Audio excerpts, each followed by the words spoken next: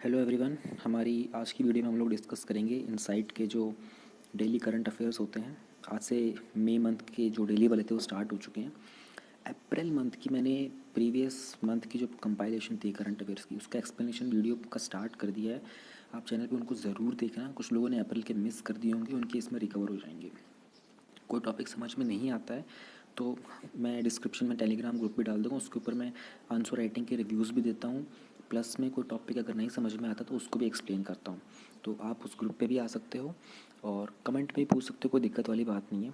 लेकिन मेरी रिक्वेस्ट ये रहेगी, डेली वालों को फॉलो किया करो। उसके बाद क्या होता है ना, मंथली वाले जो होते हैं ना, उनको उस पर रिवीजन हो जाती है। कि लोड अभी क्रिएट मत करो कि एग्ज़ाम से पहले ही कर लेंगे सारे मंथली को, वो एक स्टूपिड आइडिया होता है। समझदार लोग होते हैं वो अभी सारा कवर करके चलते हैं। पहले टाइम वेस्ट नहीं करते हैं, टॉपिक अपना स्टार्ट करते हैं। पहला टॉपिक है हमारा कॉमन सर्विस सेंटर सॉरी, फिर बजट है, फिर नेशनल इंफ्रास्ट्रक्चर पाइपलाइन है, जल शक्ति एंड एवरीथिंग। तो जल्दी से स्टार्ट करते हैं। कॉमन सर्विस सेंटर क्या होते हैं ये? In it's a bid to ensure a free flow of essential goods. कोविड-19 का जो लॉकडाउन चल रहा है, इस टाइम के अंदर ट्रैवल करना बहुत दिक्कत हो रहा है। गुड्स को इधर से उधर ले जाने में बहुत प्रॉब्लम हो रही है, इधर से उधर ले जाने में गुड्स को। तो इस टाइम पे गवर्नमेंट ने क्या किया है कि नियरली 2000 कॉमन सर्विस सेंटर्स को बोला है कि ये लोग ओवर 60 करोड़ पीपल तक एक्सेस करेंगे। कैसे करेंगे? कि एसेंशियल और नॉन एसेंशियल आइटम्स पहुंचाने के बाद किसके साथ काम करेगा? गवर्नमेंट काम करेगी तकरीबन 2000 कॉमन सर्विस सेंटर्स के बाद। और इसमें 3.8, अच्छा इन्होंने कन्फ्यूजन दे रखा है थोड़ा सा, देखते हैं एक बार। इन्होंने कहा है कि एसेंशियल एरियाज़ जो है रूरल एरियाज़ में होंगे गवर्नमेंट के। उन्होंने डिसाइड किया है कि 2000 के साथ करेंगे। और हाँ, कंट्री में total 3.8 lakhs common service centres हैं। रूरल एरियाज़ में अराउंड 2000 कॉमन सर्विस सेंटर्स होंगे। ये काम कैसे करता है? कस्टमर या तो ऑनलाइन जाकर या फिर ऑनलाइन ऑफलाइन जाकर भी इन कॉमन सर्विस सेंटर से अपनी जो भी इनको सर्विसेज वगैरह होती है ये अपनी रिसीव कर सकते हैं। इनमें जनरली किस टाइप की सर्विस होती है? देखो क्या हो सकता है ना, कॉमन सर्विस सेंटर क्या होते हैं कि सपोज़ आप एक गांव में रहते हो और आपको मन में आता है कि यार आप अपनी फार्मिंग खेती बाड़ी के अलावा आपको कोई पार्ट टाइम काम भी करना है, तो आप क्या कर सकते हो, गवर्नमेंट के साथ कॉन्ट्रैक्ट करके अपना एक कॉमन सर्विस सेंटर बना सकते हो। वहाँ पर आप गवर्नमेंट की फैसिलिटीज़ या फिर प्राइवेट फैसिलिटीज़ अपने ही घर से दे सकते हो। आप उसमें कंसेशन ले लेते हो। जैसे अगर आप रेलवे स्टेशन पे जाते होगे तो आपने देखा होगा कि रेलवे स्टेशन के बाहर भी ना कुछ सेंटर्स बने होते हैं जो टिकट दे रहे होते हैं। ठीक है, वो कंसेशन लेते हैं। 10 रुपये की टिकट होगी, वो आपको 12 रुपये में देंगे। ठीक है, तो ये सब जो होते हैं गवर्नमेंट से ही अप्रूव्ड होते हैं। ये अपना कंसेशन लेते हैं। फ़ायदा क्या होता है कि फ़ायदा ये होता है कि गवर्नमेंट का जो ऑफिशियल सेंटर होता है ना, उसके ऊपर लोड कम हो जाता है। ठीक है, आपकी सर्विस फास्ट हो जाती है और किसी एक इंसान को एम्प्लॉयमेंट मिल जाता है। तो अभी लॉकडाउन के अंदर गवर्नमेंट बोल रही है कि ऐसे सेंटर्स का हम लोग यूज़ करते हैं ताकि एसेंशियल और नॉन एसेंशियल सर्विसेज जो हैं उनको रैपिडली डिलीवर किया जा सके। यही इस एक्सप्लेनेशन के अंदर यहाँ पर इन्होंने दे रखा है। मेजर फोकस है इन लोगों का डिलीवर करना वेरियस इलेक्ट्रॉनिक टाइप सर्विसेज जो कि गवर्नमेंट के विलेजेस में है। कंट्रीब्यूट करेगी डिजिटल और फाइनेंशियल सोसाइटी के अंदर। ये वैसे डिजिटल इंडिया का वो है कॉन्सेप्ट। तो आपका कोई मेंस का क्वेश्चन बनता है कि how digital in India, how the concept of digital India improvised into delivering services. तो उसमें आप ये लिख सकते हैं CSS का एग्जांपल। मल्टी सर्विस होती है, सिंगल पॉइंट मॉडल होता है। ऑल राइट, इसमें 3 विजन आइडिया होता है डिजिटल इंडिया प्रोग्राम का, जो है कि डिजिटल इंफ्रास्ट्रक्चर होना चाहिए, कोर यूटिलिटी होनी चाहिए, गवर्नेंस एंड सर्विस डिमांड के ऊपर होनी चाहिए, डिजिटल एम्पावरमेंट करेगा। ऑब्वियस सी बात है कि आप जो भी लोग होंगे वो डिजिटल, जितने ज़्यादा सर्विस सेंटर होंगे ना उतनी ज़्यादा फैसिलिटीज़ अवेलेबल होंगी, उतना ज़्यादा रैपिडली इकॉनमी मूव करती है, उतनी ज़्यादा लोगों को डिजिटल एक्सेस मिल जाता है। सिग्निफिकेंस क्या है हमारे CSS का? ये सर्विस डिलीवरी पॉइंट से बढ़ के है एक चीज़। ठीक है, they are position as a change agents. Promote करते हैं रूरल एरियाज़ में ऑन्टरप्रनोरशिप। ऑब्वियस सी बात है ना कि गवर्नमेंट आपसे कॉन्ट्रैक्ट साइन कराती है, प्राइवेट एंटरप्राइजेज आपको एक मौका देते हैं कि आप एक मिडल मैन बन जाओ सर्विस प्रोवाइड करने के लिए। तो आप एक काइंड के ऑन्टरप्रनोर बन जाते हो। आप रूरल कैपेसिटीज़ बिल्ड करने में हेल्प करते हो, आप लाइवलीहुड्स को एनहेंस करने में हेल्प करते हो। इससे क्या होता है, कम्युनिटी का पार्टिसिपेशन इंक्रीज हो जाता है। ऑल राइट, और ये एक बॉटम अप अप्रोच है। बॉटम अप अप्रोच का मतलब क्या होता है? देखो, एक होती है टॉप डाउन अप्रोच, एक होती है bottom up approach. NITI Aayog जो है ना हमारा, वो बॉटम अप अप्रोच के ऊपर बेस्ड है, यानी कि ग्राउंड लेवल से काम करते हैं हम लोग। उसके अलावा अगर हम बात करते हैं, पहले जो हमारा प्लानिंग कमीशन था वो टॉप डाउन अप्रोच पे था, ऊपर से जो चीज़ होती थी ना उसको ला के नीचे इम्प्लीमेंट करता था। नीति आयोग को उन्होंने चेंज करके बनाया कि नहीं, नीचे जो हो रहा है ना उसको एनालाइज करो, फिर उसको ऊपर से अब उसको ऊपर लेके आके उसके अकॉर्डिंग प्लान करो। तो ये होता है नीचे से टॉप से डाउन और बॉटम से अप अप्रोच। इसका बैकग्राउंड क्या है, देखो ये जो कॉमन सर्विस सेंटर वाला जो प्रोजेक्ट है ना, ये एक स्ट्रेटेजिक कंपोनेंट है किसका, नेशनल ई गवर्नेंस प्लान का। इसको गवर्नमेंट ने अप्रूव किया था मई 2006 में, अपना जो नेशनल कमीशन मिनिमम प्रोग्राम था ना उसके according. It is one of the approved projects under the integrated mission mode projects of the national e governance plan. Prelims का क्वेश्चन बनता है यहाँ से कि इसके अंडर क्या CSC आता है हमारा, और आता है, उसमें ये वर्ड चेंज कर देंगे। मान लो इंटीग्रेटेड की जगह कोई दूसरा वर्ड देंगे, इंटरनेशनल या फिर इंडियन मिशन मोड कर देंगे। नेशनल ई गवर्नेंस प्लान के अंदर इंटरनेशनल ई गवर्नेंस प्लान कर देंगे।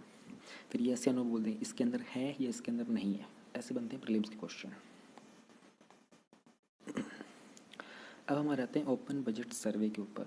जब ओपन बजट सर्वे की बात हो रही होगी तो आपको थोड़ा सा आइडिया होना चाहिए कि इंडिया का जो ये हमारा जो बजट होता है ना, ये कब वो किया जाता है, सॉरी, जो साल में जो पहले तो ये जानो कि बजट कौन डिलीवर करता है, फाइनेंस मिनिस्ट्री करते हैं। हमारे फाइनेंस मिनिस्टर कौन है, निर्मला सीतारमन जी हैं। और राइट, अच्छा, इंडिया ने 2016 के अंदर रेलवे बजट को और जो पूरा हमारा मेन बजट होता है इन दोनों को मर्ज कर दिया था। पहले ये अलग अलग चला करते थे, 2016 में इन दोनों को मर्ज करके एक बजट बना दिया। तो ये एक बेटर इम्प्लीमेंटेशन हुआ है, इससे टाइम बहुत बचता है, इससे पैसा भी कुछ बच जाता है फालतू। अच्छा, आपको बजट का पता होना चाहिए, जो बजट बनता है ना उस टाइम उस पीरियड को ना एक क्वारंटाइन पीरियड का ही नाम दिया जाता है।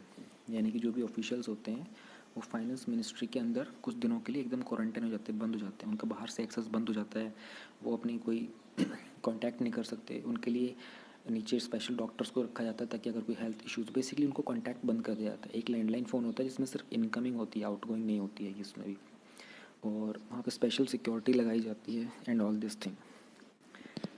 अब एक रिपोर्ट आई है इंटरनेशनल पार्टनरशिप की तरफ, बजट पार्टनरशिप की तरफ से, जिसको उन्होंने बोला है ओपन बजट सर्वे। कुछ कंट्रीज़ का सर्वे लिया था कि ये लोगों का जो बजट है उसमें पब्लिक की पार्टिसिपेशन कितनी है, इनका जो बजट है वो कितना डेमोक्रेटिक है या नहीं है। और ये पार्ट है international budget partnership open budget initiative का। ग्लोबल रिसर्च है, एडवोकेसी प्रोग्राम है। एडवोकेसी का मतलब होता है कि जहाँ पर डिबेट्स और डिस्कशन होते हैं, यानी कि बहस और चर्चा। प्रमोट करता है public access to the budget information, क्या इंडिया के कितने लोगों को बजट की प्रॉपर इन्फॉर्मेशन अवेलेबल है या नहीं है, ये चीज़ करने के लिए। तो इसमें इन्होंने इंडिया की जो रैंकिंग दी है वो सब के बारे में हम बात करेंगे। इंडिया को उन्होंने 53rd पोजीशन पर रखा है आउट ऑफ 117 कंट्रीज़। और ये रेटिंग जो देता है ना उसके अंदर 0 से 100 स्केल की रेटिंग होती है। ये प्रीलिम्स के क्वेश्चन बनते हैं यहाँ से। रेटिंग ये पूरा का पूरा जो है ना ये प्रीलिम्स का पार्ट बनेगा, इसमें से क्वेश्चन बनेगा। जो रेटिंग होती है कंट्रीज़ की उस पर सर्वे करते हैं various normative internationally comparable indicators के ऊपर। ये देखो इसमें वर्ड चेंज करके पूछ लेगा कि क्या ये जो हमारा ओपन बजट सर्वे होता है वो इसके ऊपर होता है, नॉर्मेटिव और इंटरनेशनली कंपेरेटिव इंडिकेटर होते हैं उसमें, नहीं होते। ये 4 में से एक ऑप्शन होगा। सर्वे इवैल्यूएट करता है हर कंट्री को किस बेसिस के ऊपर, अवेलेबिलिटी ऑफ 8 की बजट डॉक्यूमेंट्स, उनकी सेंट्रल और फेडरल गवर्नमेंट की 8 डॉक्यूमेंट्स होते हैं की गवर्नमेंट्स, उनके बेस के ऊपर जज करता है कि ये चीज़ें आपके बजट में है या नहीं, आपके कंट्री में, कि ये डॉक्यूमेंट्स आपने पब्लिकली किए हैं, प्रोवाइड किए हैं या नहीं, इनका कॉम्प्रिहेंसिव इन्फॉर्मेशन है या नहीं। कॉम्प्रिहेंसिव का मतलब क्या होता है, कॉम्प्रिहेंसिव का मतलब होता है विस्तारपूर्ण। विस्तारपूर्ण हाईलाइट में मैंने आपको पहले बताना स्टार्ट किया था कि इंडिया की रैंक जो है 53rd आई है, ये आप नोट कर सकते हो। क्यों, क्योंकि अगर कोई इकोनॉमिक का क्वेश्चन बनता है उसमें बजट वगैरह की बात की जा रही होती है, या फिर पॉलिटी में डेमोक्रेटिक इंडिया कितनी है उसमें भी आप ये पॉइंट यूज़ कर सकते हो कि इंडिया की पोजीशन 53rd है, किसमें, बजट अकाउंटेबिलिटी एंड ट्रांसपेरेंसी। अब IBP ने प्रोवाइड किया है कि transparency score 49 out of 100 to India. India का जो यूनियन बजट है उसको स्कोर मिला है 49 आउट ऑफ 100। फिर इस उन्होंने बताया कि इंडिया का जो स्कोर है ना वो ग्लोबल एवरेज से स्कोर है जो 45 उसके ऊपर है। ग्लोबली जो एवरेज स्कोर है 45 है, उसके ऊपर है। As per this survey India ने पब्लिशिंग में और providing the relevant information provide करने में, ऑडिट रिपोर्ट्स में अच्छा परफॉर्म किया है, परफॉर्म्ड वेल। यानी कि इंडिया ने किस चीज़ में अच्छा परफॉर्म किया, इन्फॉर्मेशन प्रोवाइड करने में, ऑडिटिंग की रिपोर्ट्स में। ऑडिटिंग का मतलब क्या होता है, जैसे जो हमारे कैग होते हैं ना, कॉम्प्ट्रोलर एंड ऑडिटर जनरल जो होते हैं, वो क्या करते हैं, गवर्नमेंट का और स्टेट गवर्नमेंट का सारा जो ये पैसे वैसे का जो होता है ना, इन सब की ऑडिटिंग करते हैं, यानी कि वेरिफिकेशन करते हैं, चेकिंग करते हैं कि भाई इसमें कुछ गड़बड़ तो नहीं चल रही है, जो पैसा डिमांड किया जाता है वो वहीं पे लगा है या नहीं किया, उसे ऑडिटिंग बोलते हैं। अदर डेवलपिंग कंट्रीज़ हैं एक्सेप्ट चाइना, उन्होंने बहुत अच्छे से परफॉर्म किया है ट्रांसपेरेंसी के फैक्टर में इन कंपैरिजन टू इंडिया। यानी कि चाइना का जो बजट है वो इतना ट्रांसपेरेंट नहीं होता, उससे ज़्यादा ट्रांसपेरेंट बजट इंडिया का होता है। तो ये वाला पॉइंट आप यूज़ कर सकते हो किसी आईआर के क्वेश्चन में, अगर इंडिया और चाइना के डिफरेंस उसकी बात आती है तो, कि इंडिया की पोजीशन ये बजट अकाउंटेबिलिटी और ट्रांसपेरेंसी में चाइना से ज़्यादा है। इन्होंने सर्वे में फिर सजेशन दिया इंडिया को, क्या दिए हैं उनका, कि एक एडिक्वेट स्पेस बनाओ पब्लिक के पार्टिसिपेशन का बजट के अंदर। फिर उन्होंने कहा कि जब एनुअल बजट प्रेजेंट होता है, यूनियन गवर्नमेंट को पब्लिश करना चाहिए एक प्री बजट स्टेटमेंट, जिसको स्क्रूटनाइज किया जा सके लेजिस्लेचर के द्वारा और पब्लिक के द्वारा। स्क्रूटनाइज करने का मतलब होता है उसके बीच और जांच की जा सके, गहराई से उसकी जांच की जा सके, किस किस के द्वारा, लेजिस्लेचर यानी पार्लियामेंट के द्वारा और पब्लिक के द्वारा। अब बात आती है कि बजट ट्रांसपेरेंसी होती क्या है। बजट ट्रांसपेरेंसी वो होती है कि किस ईज तक, किस लेवल तक सिटीजन्स को एक्सेस है उस इन्फॉर्मेशन का, जो बजट की इन्फॉर्मेशन। देखो बजट में सारा पैसे की बात होती है, कंसोलिडेटेड फंड आ जाता है, कंटिजेंसी फंड आ जाता है, ये सब चीज़ें आ जाती हैं उसके अंदर। और कितना वो फीडबैक लेती है गवर्नमेंट, रिवेन्यूज़ कैसे होते हैं, एलोकेशंस कैसे किया जाता है, एक्सपेंडिचर कैसे हो रहा है, इसका पब्लिक को कितना एक्सेस है। ओपनिंग ऑफ जो बजट होता है वो फर्स्ट स्टेप होता है toward democratising the budget process and giving the citizens a say in policy formation and resource allocation. Okay, next topic पे चलते हैं। Report of national infrastructure pipeline. अब नेशनल इंफ्रास्ट्रक्चर पाइपलाइन की बात आ रही है तो आपको पता होना चाहिए कि सेंट्रल विस्टा का जो प्रोजेक्ट है वो भी एक्टिव है अभी हमारा, जिसके अंदर ये पूरा का पूरा राजपथ के पास पार्लियामेंट वगैरह और ये कुछ prime minister office, north block, south block, railway ministry के ऑफिस वगैरह ये सब रिकन्स्ट्रक्ट होने वाले हैं। तो ये आपको एक्टिव पता होना चाहिए, ऐसे न्यूज़ में शायद कल या आज की में आ जाएगा। एक टास्क फोर्स बनाई गई थी जिसको हेड किया था अतानु चक्रवर्ती ने। अतानु चक्रवर्ती कौन है, ये सेक्रेटरी हैं डिपार्टमेंट ऑफ इकोनॉमिक अफेयर्स के। उन्होंने एक टास्क फोर्स को हेड किया था नेशनल इंफ्रास्ट्रक्चर पाइपलाइन की, और सबमिट की थी उसकी फाइनल रिपोर्ट फाइनेंस मिनिस्टर को। क्या थे इनकी रिपोर्ट के अंदर रिकमेंडेशन, इन्होंने कहा था कि देखो कुछ 111 लाख करोड़ रुपए की इन्वेस्टमेंट चाहिए हमें अगले 5 साल तक इंफ्रास्ट्रक्चर बिल्ड करने के लिए, और कंट्री का जो इकोनॉमिक ग्रोथ है ना उसको ड्राइव करने के लिए। Energy, road, railway, urban projects, इन सब के अंदर अराउंड 70% ऑफ दिस बजट वो लग जाएगा। 70% ऑफ दिस बजट क्या होगा, यानी कि अराउंड 77 लाख करोड़ रुपीज़ कुछ, इतना तो हमको एनर्जी में, रोड, रेलवे और अर्बन प्रोजेक्ट में ही लग जाएगा। फिर उन्होंने कहा कि 39% पैसा जो स्टेट देगा, 39% उसमें से 40% स्टेट देगा, 39% सेंटर देगा, और जो बचा होता है 21% का वो स्पॉन्सरशिप से आएगा, यानी कि पब्लिक स्पॉन्सरशिप करेगी उसमें। एग्रेसिव पुश होना चाहिए एसेट सेल्स की तरफ, मोनेटाइजेशन होना चाहिए, एक डेवलपमेंटल फाइनेंस इंस्टीट्यूशन बनाना चाहिए, म्यूनिसिपल बॉन्ड मार्केट होना चाहिए, ये सारे रिकमेंडेशंस हैं।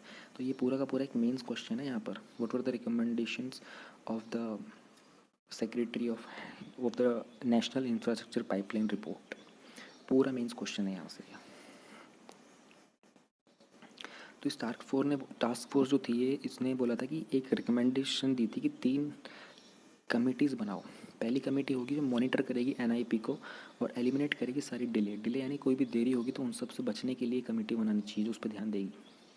एक स्टीयरिंग कमेटी, स्टीयरिंग का मतलब क्या होता है, जैसे कार का स्टीयरिंग होता है वो क्या करता है, डायरेक्शन कंट्रोल करता है।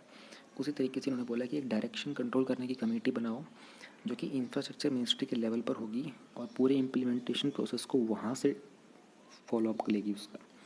फिर उन्होंने बोला कि एक स्टीयरिंग कमेटी डीईए की बनाओ। डीईए मतलब डिपार्टमेंट ऑफ इकोनॉमिक अफेयर्स, जो कि फाइनेंशियल रिसोर्सेज का ध्यान रखेगी। अब ये नेशनल इंफ्रास्ट्रक्चर पाइपलाइन है क्या चीज़, देखो ये first of its kind government की एक एक्सरसाइज है to pave the way. Pave the way का मतलब होता है रास्ता दिखाना, for the world class infrastructure बनाने के लिए इंडिया के अंदर और इंडिया के लोगों की क्वालिटी ऑफ लाइफ को इम्प्रूव करने के लिए। बेसिकली इंडिया के इंफ्रास्ट्रक्चर की बात को इम्प्रूव करने के लिए ये वाली कमेटी, ये वाली जो पाइपलाइन है वो है। ये जो इनिशिएटिव है ये क्या करेगा, ये इंफ्रास्ट्रक्चर का प्रोजेक्ट प्रिपेयर करेगा और अट्रैक्ट करेगा नए इन्वेस्टमेंट फॉरेन से भी और डोमेस्टिक से भी। इसका टारगेट में बहुत हद तक इसका कंट्रीब्यूशन होगा इंडिया को $5 ट्रिलियन इकॉनमी बनाने के लिए, जो कि 2025 तक का हमारा टारगेट है। NIP इंक्लूड करेगा इकोनॉमिक सोशल इंफ्रास्ट्रक्चर के प्रोजेक्ट्स, और ये इंक्लूड करेगा ग्रीन फील्ड और ब्राउन फील्ड। ग्रीन फील्ड और ब्राउन फील्ड में डिफरेंस समझ लो। कोई भी नया ग्राउंड होता है जहाँ पर पहले से कुछ भी नहीं था, वहाँ पर कोई नई चीज़ बनती है, उसको बोलते हैं ग्रीन फील्ड। ब्राउन फील्ड वो होता है जो कि पहले से कोई बिल्डिंग वगैरह थी, उन सबको या तो रिनोवेट करना है, अपग्रेड करना होता है, उसको बोलते हैं ब्राउन फील्ड। नेक्स्ट टॉपिक पे आ जाते हैं। अब हम बात करते हैं ये जो जल शक्ति अभियान है हमारा, इसके बारे में। तो जल शक्ति अभियान के बारे में पहले ये जानो कि मिनिस्ट्री ऑफ जल शक्ति क्या है। मिनिस्ट्री ऑफ जल शक्ति हमारी 2019 में बनी थी, और ये 2 मिनिस्ट्रीज़ को मिलाकर एक मिनिस्ट्री बनाई गई थी। कौन सी थी वो? पहली वाली तो थी ministry of water resources, river development and Ganga rejuvenation. दूसरी थी ministry of drinking water and sanitisation. इन दोनों को मिलाकर के बनाई गई थी जल शक्ति मिनिस्ट्री। देखो कितने बड़े बड़े नाम थे पहले तो। अब हम बात कर लेते हैं, और ये जल शक्ति हमारी जो मिनिस्ट्री है उसके जो मिनिस्टर जी हैं उनका नाम है गजेंद्र सिंह शेखावत। ये पता होना चाहिए, एग्ज़ाम में लिखने को कभी नहीं आता, इंटरव्यू के टाइम पे पूछा जा सकता है, तो पता होना चाहिए। अब MG नरेगा के बारे में बात होगी तो थोड़ा सा आइडिया दे देता हूँ कि MG नरेगा हमारा क्या होता है। ये एक इंडियन लेबर लॉ है, इंडियन लेबर लॉ है एक टाइप का, और ये गारंटी क्या करता है? राइट टू वर्क गारंटी करता है। अब क्या right to work Indian constitution में है मेंशन फंडामेंटल राइट्स में? जी नहीं, ये पहले नहीं था। हम लोगों ने ये universal declaration of human rights है, जो कि यूनाइटेड नेशंस का ना, universal declaration of human rights, उसके तहत हम लोगों ने इसको इंडिया में इम्प्लीमेंट किया था। फिर हमारे सुप्रीम कोर्ट ने इंटरप्रेट करके इसको फंडामेंटल राइट बता दिया था। किसके अंडर बताया था? आर्टिकल 21 जो होता है हमारा राइट टू लाइफ, उसके अंडर में बता दिया था कि ये राइट टू वर्क भी हमारा एक काइंड ऑफ फंडामेंटल राइट ही है। इंटरप्रेट करके बताया था इसको, मेंशन नहीं है वैसे ये। ओके, वैसे ये जो स्कीम आई थी हमारी, ये सितंबर 2006 में आई थी। 100 डेज़ के लिए लेबर्स लोगों को काम मिलता है इसके अंडर। तो इन्होंने बोला कि जो नेशनल जल शक्ति अभियान है उसमें सेंटर ने डिसाइड किया है कि अपकमिंग जो मानसून सीज़न होगा उसमें इसको मिशन को यूज़ करेंगे और वाटर कंजर्वेशन के एफर्ट्स जो है उनको एक्सपेंड करेंगे। जो मिनिस्ट्री ऑफ होम अफेयर्स है, एज़ पर द सेंटर, उन्होंने अलाउ कर दिया है कि जो MG नरेगा के वर्क काम है ना, ड्रिंकिंग वाटर और सैनिटेशन वाम के, लॉकडाउन के टाइम पर इनको प्रायोरिटी दी जाए वाटर कंजर्वेशन के लिए और इरिगेशन वर्क के लिए। अभी सब कुछ बंद है, तो इस टाइम के ऊपर उन्होंने कहा कि MG नरेगा के वर्कर्स को भी यूज़ करो, और इस टाइम पे इरिगेशन और वाटर कंजर्वेशन के जो प्रोजेक्ट्स हैं उसमें इनको यूज़ कर लिया जाए। जल शक्ति अभियान है क्या? देखो, एक तो है कि टाइम बाउंड और मिशन मोड कैंपेन है। ये देखो, प्रीलिम्स के क्वेश्चन के सारे ऐसे ही 4 ऑप्शन बन के आते हैं, बस इनमें 1-2 गलत होते हैं, पूछते हैं कि कौन सा सही है कौन सा गलत है, बस।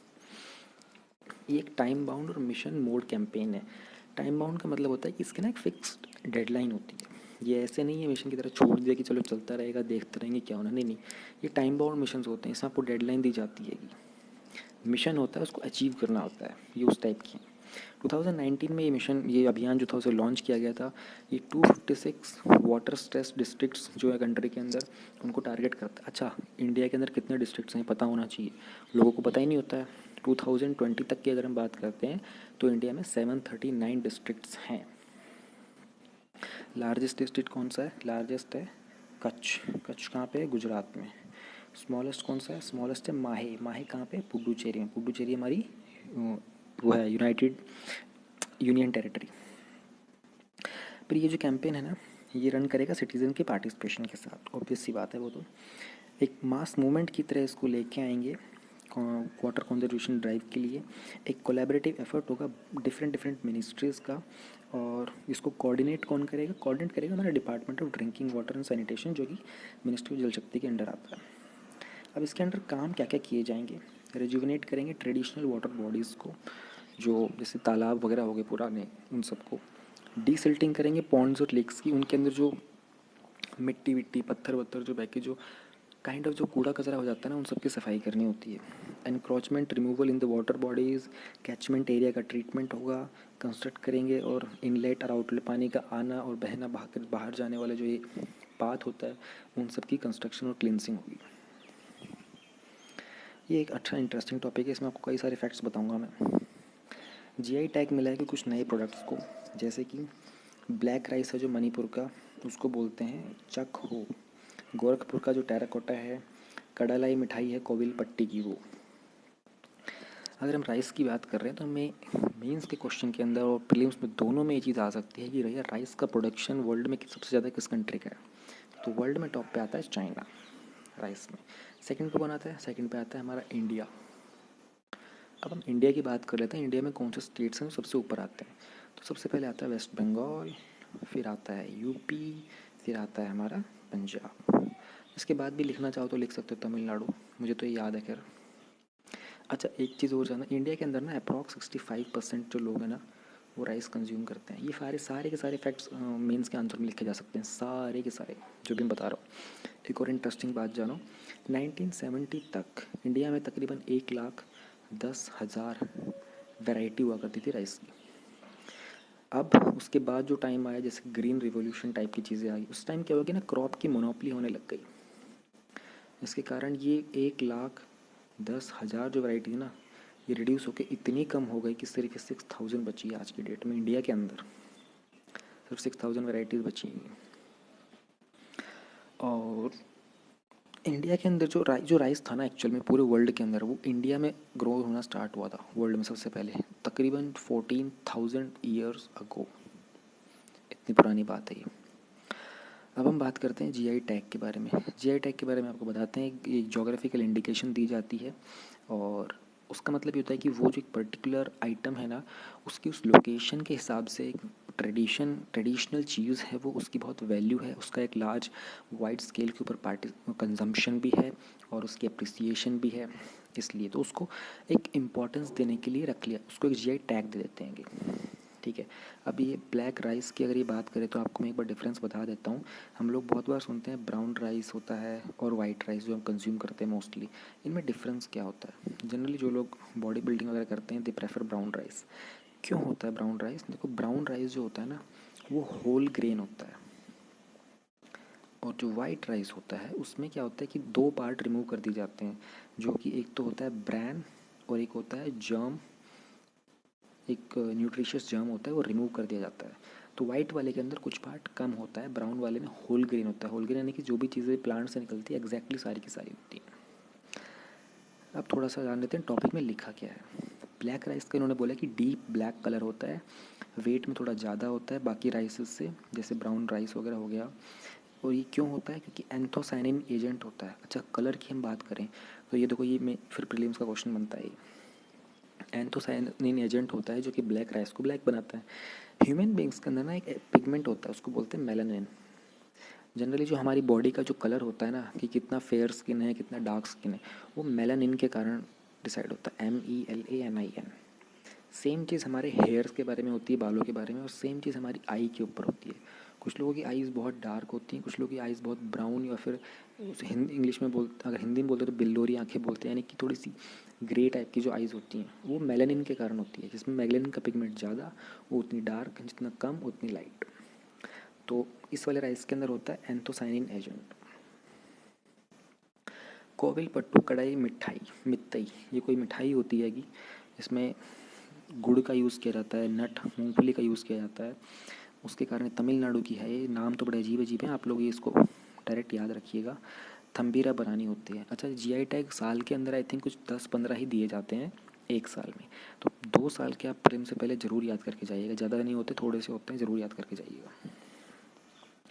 गोरखपुर का टेराकोटा होता है, ये पॉटर्स होते हैं जो टाउन के, वो एक एनिमल लाइक फिगर बनाते हैं, एलिफेंट और हॉर्सेस का, इस तरह का। अच्छा, गोरखपुर में ये जानना होती है, जो इंडिया का जो लार्जेस्ट प्लेटफॉर्म है ना, रेलवे प्लेटफॉर्म, वो गोरखपुर का है। नेक्स्ट है जीआई टैग के बारे में। तो जोग्राफिकल जीआई टैग के बारे में थोड़ा सा जान लेते हैं। जो जीआई होता है वो प्राइमरीली एग्रीकल्चर, नेचुरल और मैन्युफैक्चर्ड प्रोडक्ट्स के लिए यूज़ किया जाता है कि उनके ओरिजिन की जो डेफिनेट जोग्राफिकल टेरिटरी होती है ना, एग्जैक्ट लोकेशन, उसके ऊपर उस टैग को दिया जाता है। टिपिकली एक नाम कन्वे करता है assurance of quality and distinctiveness. Distinctiveness मतलब विभिन्नता, जो कि एट्रीब्यूट करता है प्लेस ऑफ इट्स ओरिजिन, जिस जगह से वो था बिलोंग करता है उस चीज़ के लिए। एक जीआई प्रोटेक्शन की गारंटी हो जाती है कि दूसरा कोई प्रोड्यूसर उसको मिसयूज़ नहीं कर सकता मार्केट के अंदर, उसका कोई नेम यूज़ नहीं कर सकता है। Who is registered and proprietor of A geographical indication, कोई एसोसिएशन हो सकती है लोगों की, कोई प्रोड्यूसर हो सकते हैं, ऑर्गेनाइजेशन अथॉरिटी हो सकती है, जिनके नाम पर जीआई टैग को दिया जाता है। और जो नेम होता है वो एंटर किया जाता है register of geographical indication as registered proprietor of geographical indication. अब ये रजिस्ट्रेशन कितने टाइम तक रहता है? इसका टाइम पीरियड 10 साल तक का होता है, उसके बाद आप इसको रिन्यू करवा सकते हो बाद में। ये देखो, ये बड़ा इंपॉर्टेंट चीज़ है। इसका मेंस का क्वेश्चन एक आ चुका है ऐसा, उसने पूछा है कि जोग्राफिकल इंडिकेशन और ट्रेडमार्क में डिफरेंस क्या है। प्रीवियस ईयर मेंस के अंदर एक क्वेश्चन ऐसा आ चुका है जिसमें उन्होंने पूछा था कि ट्रेडमार्क में, कॉपीराइट में, पेटेंट में क्या डिफरेंस होता है। एग्जैक्टली एक क्वेश्चन आ चुका है, मैंने पढ़ा है, मुझे याद है। तो कह रहा है कि ट्रेडमार्क एक साइन यूज़ किया जाता है एंटरप्राइज के लिए, जो कि उसके गुड्स और सर्विसेज को बताता है, डिफ्रेंशिएट करता है दूसरे एंटरप्राइज के साथ, और एक ऑनर को राइट दे रख सकता है कि उसकी जो चीज़ें हैं उनके ऊपर अपना ट्रेडमार्क यूज़ कर सके। हाउएवर, एक जो जोग्राफिकल इंडिकेशन होता है वो बताता है कंज्यूमर को कि ये जो प्रोडक्ट है ना, ये एक पर्टिकुलर प्लेस से बिलोंग करता है, इसकी पर्टिकुलर कैरेक्टरिस्टिक्स हैं जो कि उस प्लेस के उस ओरिजिन से रिलेटेड हैं। ठीक है, प्लेस ऑफ प्रोडक्शन को ज़्यादा इंपॉर्टेंस मिलती है इसके अंदर। इसको यूज़ किया जा सकता है सभी प्रोड्यूसर के द्वारा to make their products place designated, लेकिन उस जोग्राफिकल इंडिकेशन को उन्हें वो रिकॉग्निशन देना पड़ेगा। अब अकॉर्ड कौन करता है, रेगुलेट कौन करता है हमारे जोग्राफिकल इंडिकेशंस को? इंटरनेशनल लेवल रिलेशन, क्या बोल रहा हूँ मैं, इंटरनेशनल लेवल के ऊपर जो जोग्राफिकल इंडिकेशंस होते हैं ये इंटेलेक्चुअल प्रॉपर्टी राइट्स के अंडर आते हैं। पेरिस का कन्वेंशन हुआ था एक प्रोटेक्शन ऑफ इंडस्ट्रियल प्रॉपर्टी के लिए। वहाँ पर जो जीआई होता है उसको गवर्न करता है वर्ल्ड ट्रेड ऑर्गेनाइजेशन। एक एग्रीमेंट होता है जिसका ट्रेड रिलेटेड एस्पेक्ट्स को लेकर इंटरनेशनल प्रॉपर्टी राइट्स, इसकी फुल फॉर्म है ट्रिप्स। प्रीलिम्स का पार्ट है भैया, पूरा प्रीलिम्स बन सकता है इसमें से मस्त क्वेश्चन।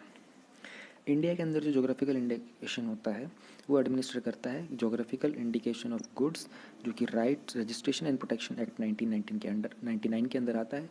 2003 में ये इफेक्ट में आया था। पहली जो चीज़ थी जिसको जीआई टैग मिला था वो दार्जिलिंग की टी थी, 2004 और 5 में मिला था। वर्ल्ड के अंदर जीआई टैग जो पहली बार आया था वो फ्रांस में आया था। ये इन्होंने यहाँ बता रखा, मैं आपको बता देता हूँ, ऐसे फैक्ट्स इंपॉर्टेंट होते हैं। अब आ जाते हैं हम लोग फैक्ट फॉर प्रीलिम्स के ऊपर। फर्स्ट मई को लेबर डे सेलिब्रेट किया जाता है। लेबर डे जो होता है वर्ल्ड में फर्स्ट मई को सेलिब्रेट किया जाता है पूरे विश्व के अंदर। इसको इंटरनेशनल वर्कर्स डे और मे डे भी बोलते हैं। मे डे में डिफरेंस होता है कि ये मे डे होता है MAY स्पेस DAY, एक होता है MAYDAY बिना स्पेस का। जनरली आप लोगों ने कोई मूवीज़ देखी होगी उसमें जब मिलिट्री एक्शन हो रख सकता है तो कोई सडनली कोई इमरजेंसी अटैक होता है तो बोलते हैं मे डे मे डे मे डे। वो एक इमरजेंसी कोड होता है, ठीक है, वो एक सिग्नल देता है डिस्ट्रेस का, रेडियो कम्युनिकेशन के द्वारा सिग्नल देता है। सिग्नल कोड होता है डिस्ट्रेस का कि कुछ डिस्ट्रेस हुआ है, उसका सिग्नल मिल जाता है आपकी बैक एंड टीम को। आप लोगों ने देखा होगा किसी न किसी मूवी के अंदर मिलिट्री एक्शन में होता है ये। तो इंडिया में पहली बार जो सेलिब्रेशन था लेबर डे का वो मद्रास में किया गया था, चेन्नई के अंदर। एक लेबर किसान पार्टी थी वो हिंदुस्तान की 1923 के अंदर। अब मई 1 को क्यों ऑब्जर्व किया जाता है, ये अच्छी चीज़ है एक पढ़ने लायक। मई 1 को इसलिए ऑब्जर्व किया जाता है, शिकागो के अंदर 1886 के अंदर हे मार्केट अफेयर के अंदर, जो कि इसको हे मार्केट मैसेकर बोलते हैं, वहाँ पर कुछ लेबर लोग इकट्ठे हुए थे। इतना सारा पढ़ने की ज़रूरत नहीं है, मैं ऊपर से बता देता हूँ। बहुत सारे लेबर इकट्ठे हुए थे, वो कहना चाह रहे थे कि भाई 8 घंटे का टाइम बनाना चाहिए हमारा वर्किंग का। उस भीड़ को पुलिस वाले हटाने लग रहे थे, तभी किसी ने वहाँ पे बम फोड़ दिया था और उसके अंदर बहुत सारे लोगों की डेथ हो गई थी। तो उसी को कमेमोरेट करने के लिए second international pan India organization ने इस 1 मई को लेबर डे डिसाइड कर दिया था। तभी ये डिसाइड हो गया था कि जो लेबर्स होंगे वो 8 आवर्स के लिए काम करेंगे। राइट, नेक्स्ट आता है bank of schemes ideas innovation and research portal. अच्छा, ऊपर वाली न्यूज़ के बारे में एक छोटी चीज़ और बता देता हूँ, मुझे याद आ गया। मिनिस्ट्री ऑफ लेबर भी है हमारे पास, उन्होंने ना रिसेंटली बैंकिंग सिस्टम को ना पीएसई के अंडर डाल दिया था। पीएसई मैंने ये न्यूज़ एक्सप्लेन की थी, आप लोगों ने पिछला वाला फॉलो कर रहे तो विजन वाले के अंदर आई थी शायद। ये न्यूज़ में आ सकता है कि 2020 के अंदर कोविड-19 लॉकडाउन में विच पब्लिक यूटिलिटी वाज डिफाइंड आज shifted under PSC by the ministry of labour. तो वो था बैंकिंग सिस्टम। उसमें होता क्या है कि ये लोग ऐसे टाइम के ऊपर स्ट्राइक वगैरह नहीं कर सकते हैं। ये public service public essential I think PEU या पीएसयू कुछ बन जाते हैं एकदम से। वो आप न्यूज़ पढ़ोगे आपको मिल जाएगा। तो बैंकिंग वालों को डाले थे कि ये लोग ना ऐसे मूवमेंट के ऊपर स्ट्राइक वगैरह नहीं कर सकते हैं। अगर इनको स्ट्राइक करना होगा तो इनको परमिशन लेनी पड़ेगी पहले। अच्छी न्यूज़ थी। Bank of schemes ideas innovation and research portal क्या है? मिनिस्ट्री ऑफ एमएसएमई जो कि ये micro and small medium enterprises होती है, उन्होंने लॉन्च किया है इसको। ये एक ऐसा पोर्टल है जो कि एक्सेस देता है सारी जो स्कीम होती हैं यूनियन, स्टेट और यूटी की, उसके लिए। इसके पास प्रोविज़न ऐसा है कि आप अपने आइडियाज़, अपनी इनोवेशन और अपना रिसर्च भी इसके अंदर अपलोड कर सकते हो। बता सकते हो कि मेरे पास ये आइडिया है, मैं इंप्लीमेंट करना चाहता हूँ। मिनिस्ट्री तक वो न्यूज़ पहुँचेगी, आपको कॉन्टैक्ट करेंगे और उस पर काम आगे हो सकता है। इसका यूनिक फीचर क्या है कि not only crowd sourcing of ideas but also evaluation and rating of the ideas by crowd sourcing. सिर्फ आपके आइडिया की फंडिंग की बात नहीं होगी, उसके ऊपर एक्सप्लेनेशन भी होगा, उसकी इवेल्यूएशन भी होगी, उसकी रेटिंग की भी बात हो सकती है, आपका आइडिया कितना अच्छा है कितना नहीं है। ये भी फैसिलिटेट करता है कि inflow of venture capital foreign collaboration के साथ भी, फॉरेन इन्वेस्टमेंट के अंदर भी आपके रिलेशन उससे बनते हैं या नहीं। आपका कोई स्टार्टअप है, आपको कोई आइडिया प्रोपगेट कर, आपको कोई अपना आइडिया प्रमोट करना है, प्रीच करना है, उसके लिए। एक हमारी न्यूज़ है लास्ट हिजबुल्ला के बारे में। टेररिस्ट ग्रुप है। जर्मनी ने अभी क्लासिफाई कर दिया था हिजबुल्ला को एक टेररिस्ट ऑर्गेनाइजेशन। तो हिजबुल्ला जो है वो शिया इस्लामिस्ट पॉलिटिकल पार्टी के हैं, लेबनान में बेस्ड हैं। और ऑर्गेनाइजेशन को पहली बार फाउंड किया गया था ईरानियन एफर्ट के अंदर 1980s में, to aggregate the Lebanese Shia groups के लिए। जो ईरान और इसराइल का कॉन्फ्लिक्ट है ना, उसमें हिजबुल्ला जो है वो प्रॉक्सी खेलता है ईरान की तरफ से। ये जो शिया वाला कॉन्सेप्ट है, सुन्नी वाला कॉन्सेप्ट है, ये मैंने कल के इनसाइट का जो मैंने मंथली कंपाइलेशन है उसके अंदर बहुत अच्छे से एक्सप्लेन कर दिया। किसी को समझना है तो वो जाके पढ़ ले, सुन सकता है उसको, और उसको तो ज़रूर सुनो। मंथली कंपाइलेशन की वीडियो एक्सप्लेनेशन बिल्कुल भी मिस मत करो। कभी डेली वाली मिस हो जाती है तो मंथली वाली को सुनते रहा करो, वो कवर हो जाएगा पूरा का पूरा टॉपिक। और भी नई नई चीज़ें आ रही हैं चैनल के ऊपर अभी धीरे धीरे। Okay, thank you, bye bye.